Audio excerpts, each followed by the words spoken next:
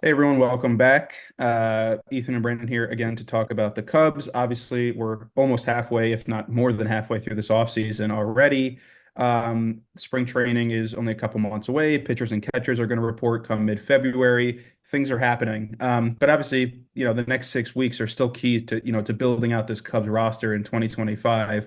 And I know you and I have been talking a lot about sort of guys that are still available that would make a lot of sense for the team to sign. And so I'll give you the floor to talk about. Yeah, I know one guy that you're particularly pushing for. Yeah, listen, we've talked about a lot of pitchers on this website for over a year now, but I think the one that is on everybody's mind right now is Roki Sasaki. The Yankees are looking at him, the Dodgers are looking at him. There is not a single team probably in the MLB that doesn't have their eyes on Roki Sasaki. However, you could make the argument that the Cubs are very well known to get Japanese players onto their team. Again, our boy Shota Imanaga, who came, in the very early part of 2024 and delivered a beautiful, beautiful season. And also Seiya Suzuki, listen, he's a little bit on the older side and he's been with the Cubs for a while, but he's done his job well. So, just looking at Roki Sasaki's stats and knowing the Cubs' track record with Japanese players, I think he could be a great fit for the Cubs.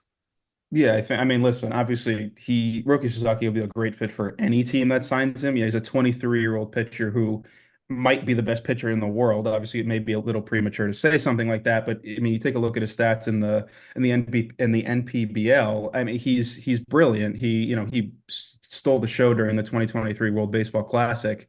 Yeah, I mean, again, a guy like him, as we look at the Cubs rotation, we talk a lot about how, we have two guys like Justin Steele and Shota Imanaga who are really quality starters, but there may not be number one guys. I think a guy like Roki Sasaki, putting him above them, eventually speaking, having him as your ace, quote unquote, and just makes the rotation look that much better. Where you have Roki Sasaki up top, and then you have Steele and Imanaga, you have Jameson Tyone, you have Javier Assad, you have Matthew Boyd. It all of a sudden, just makes the rotation look that much more full and complete, just by adding a guy of this caliber. And so, look, obviously, again, like you just said, every team in baseball wants this guy. Everyone's trying to get a meeting with him. The Cubs are one of like seven teams that are known to have had a meeting with him, so they're clearly at least getting some traction.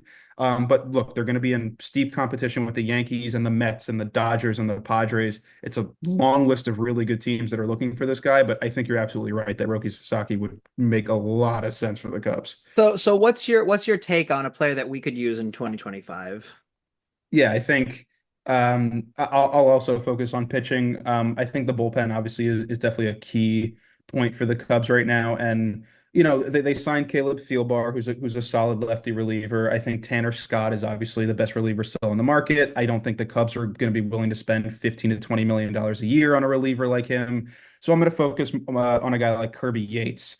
Yates has had a way like a roller coaster career. He's had seasons where he's been the best pitcher in baseball and received like top 10 Cy Young votes, and seasons where he's been barely functional. It's been an up and down sort of ride. 2024 was his best season in years. He's a pitcher who's in his late 30s.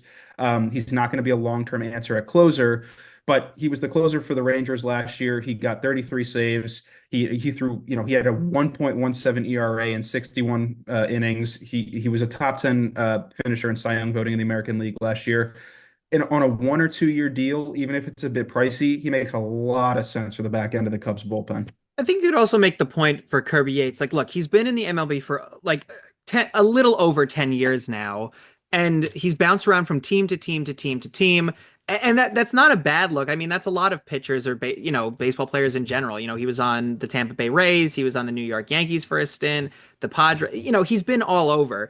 And I think, something that the Cubs got very good at, in the 2024 season is pulling some of the older players who still have a little bit of fight left. Not saying this guy isn't bad. Like you just said, you listed off a myriad of reasons why he is still a great player, even though he's a little up there in age.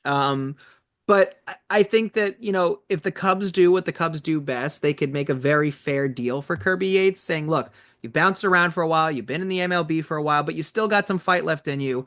Let's see what you could do for the Cubs. I really think he would be, I would agree with you here. I think he would be a great fit for the team.